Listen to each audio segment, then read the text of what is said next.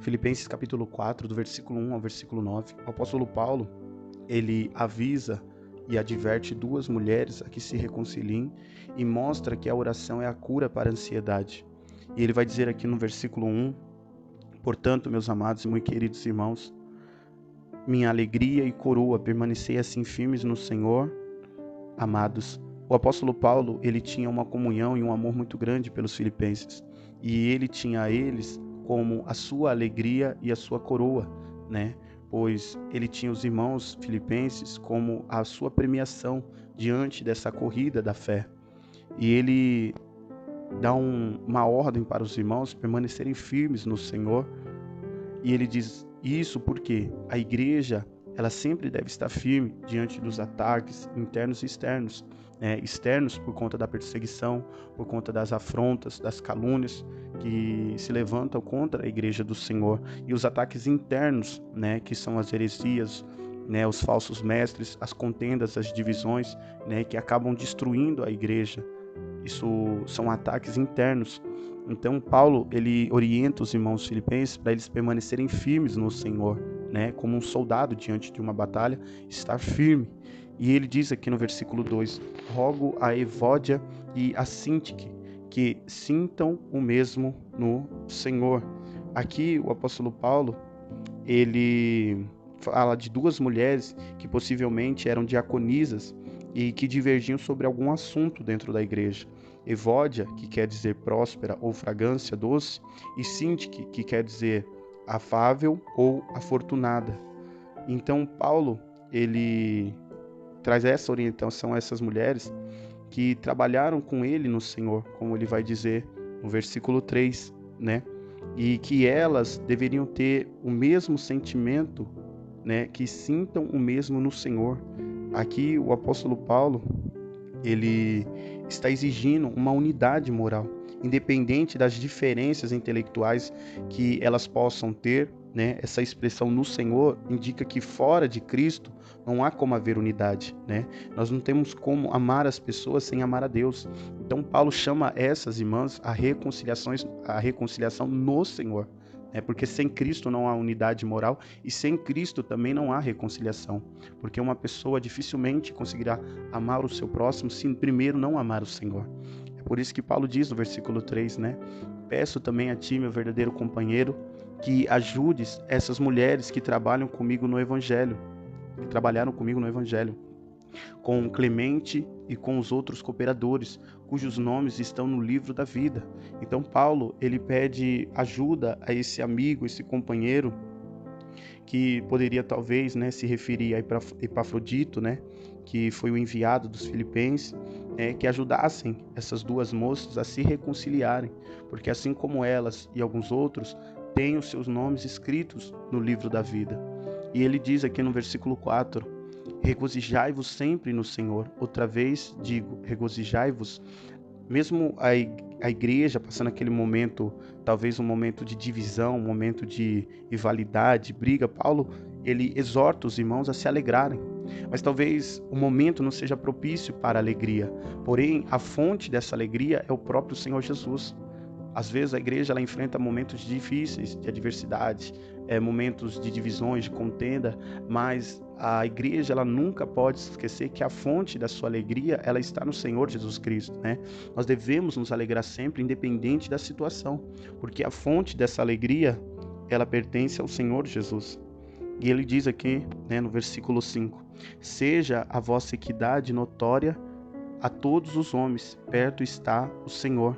Aqui Paulo fala que seja a vossa equidade, O que é equidade? É a disposição de abrir mão dos seus direitos, Então, Paulo, ele fala assim para os irmãos filipenses, que seja a vossa equidade notória a todos os homens, perto está o Senhor, Você abrir mão de estar correto, Você abrir mão dos seus próprios direitos, Você abrir mão de ter razão, de estar certo, Às vezes pelo outro, Então, isso daqui é uma orientação muito linda, que a igreja ela seja conhecida, Paulo chama a atenção dos irmãos filipenses para que eles fossem conhecidos, no seu relacionamento com a disposição de abrir mão dos seus próprios direitos, porque muitas pessoas elas buscam ter razão, muitas pessoas elas geram contendas, rivalidades, discórdias e até mesmo divisões nesses ambientes de igreja, porque elas não querem abrir mão dos seus direitos, elas querem sempre ter razão,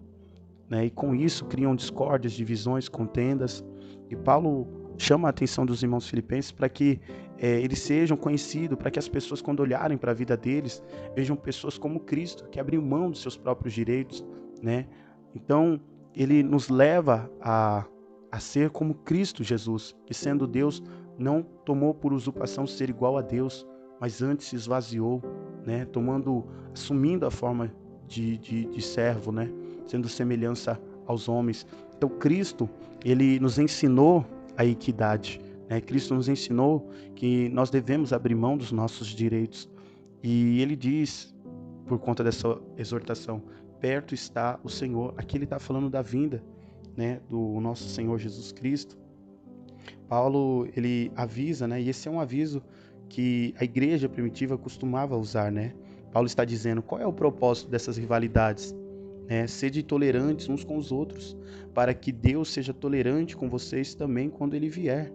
Né? Do que adiantava essas rivalidades, essas contendas, essas brigas? Né? Porque perto estava a volta do Senhor Jesus Cristo. Então, qual era o propósito dessas rivalidades? E ele diz aqui no versículo 6, tratando sobre a ansiedade. De nada estejais solícitos, quer dizer, ansiosos, antes sejam as vossas petições em tudo conhecidas diante de Deus pela oração e súplicas com ação de graça. Aqui Paulo, ele traz o remédio para a ansiedade. E Paulo diz que de nada estejais ansiosos. Aqui ele está falando da ansiedade. E ansiedade ela significa como se fosse um estrangulamento. A pessoa ansiosa ela se sente como se ela estivesse sendo estrangulada, com falta de ar. É isso que a ansiedade ela provoca na pessoa, provoca preocupação, né? A pessoa já se preocupa com aquilo que vai acontecer, né? Até mesmo com situações que muitas delas não vão acontecer, mas a pessoa já se preocupa, né, de antemão com aquilo que ainda nem aconteceu, com aquilo que ainda vai acontecer e que muitas vezes não acontece. Muitos sofrem antes do tempo, muitos ficam doentes antes do tempo, e muitos partem antes do tempo, porque a ansiedade ela mexe com o sistema nervoso do corpo, né? E até mesmo com a parte respiratória, né? Porque muitas pessoas que têm ansiedade sofrem por conta da falta de ar, né? Sofrem até mesmo porque o seu sistema nervoso é abalado com as preocupações, com os anseios, né? E Paulo traz uma orientação tremenda para nós, né? A cura para a ansiedade. De nada estejais ansiosos, mas antes sejam as vossas petições tudo conhecidas diante de Deus pela oração, súplica e com ações de graça. Aqui Paulo, ele fala que o que você deve fazer diante da ansiedade, né? Você tem que pegar aquilo que te deixa ansioso, aquilo que te deixa ansiosa, né? E apresentar essa situação, apresentar essa causa, apresentar essa pessoa, apresentar esse problema, né? Diante de Deus em oração, em adoração, em súplica, né? Através do pedido, né? E através do agradecimento, né? Então, Paulo, ele nos ensina aqui que a oração é o remédio para a ansiedade, né? E o princípio da oração é agradecer a Deus, né? Então, você pega esse problema, essa situação, até mesmo que vai acontecer, e quando você dobra o teu joelho, você apresenta a Deus, né? Você pede a Deus em favor dessa situação, dessa pessoa, ou até mesmo desse problema que você talvez irá passar. E quando você faz isso, é como se você pegasse um fardo que está sobre a tua vida e entregasse nas mãos do Senhor, né? Como diz o Salmo 37, versículo 5, entrega teu caminho ao Senhor, confia nele e tudo mais ele o fará. E quando você entrega, você agradece a Deus por aquilo que ele já fez. E com isso, você vai ter a paz de Deus reinando sobre o teu coração, como diz no versículo 7. E a paz de Deus, que excede todo entendimento, guardará o vosso coração e vossos sentimentos em Cristo Jesus. Quer dizer, aqui é lindo, porque quando você faz isso diante da ansiedade, você ora ao Senhor, ele produz dentro do seu coração a paz dele. E é a paz que excede todo entendimento, porque por fora você está diante dos problemas, das lutas, das adversidades, das situações talvez que irão acontecer sobre a tua vida, mas ele guarda o seu coração e ele guarda também a sua mente e os seus sentimentos de serem atingidos pela ansiedade, pela preocupação. Então isso é maravilhoso, né?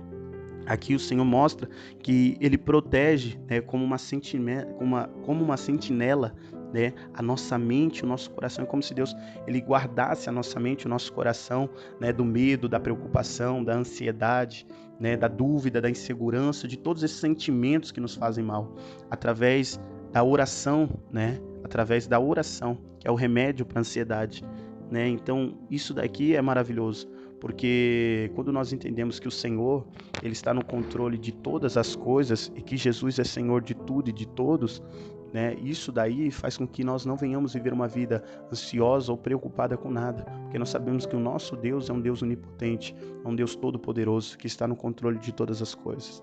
E ele diz no versículo 8: quanto ao mais, irmãos, tudo que é verdadeiro, tudo que é honesto, tudo que é justo, tudo que é puro, tudo que é amável, tudo que é de boa fama, se há alguma virtude e se há algum louvor nisso, pensai. Quer dizer, nós ouvimos uma frase que é verdade. Você é o que você pensa. As suas ações, as suas palavras e as suas reações, elas vão revelar o que você tem visto e ouvido. Então, aquilo que você vê e aquilo que você ouve, isso vai demonstrar as suas ações, palavras e as suas reações. Então, me mostra o que você está vendo e ouvindo, que eu direi quais serão as suas ações, palavras e reações. Quando você olha para a vida de uma pessoa e você vê as ações de uma pessoa, as palavras e as reações, você consegue definir o que a pessoa está vendo e ouvindo.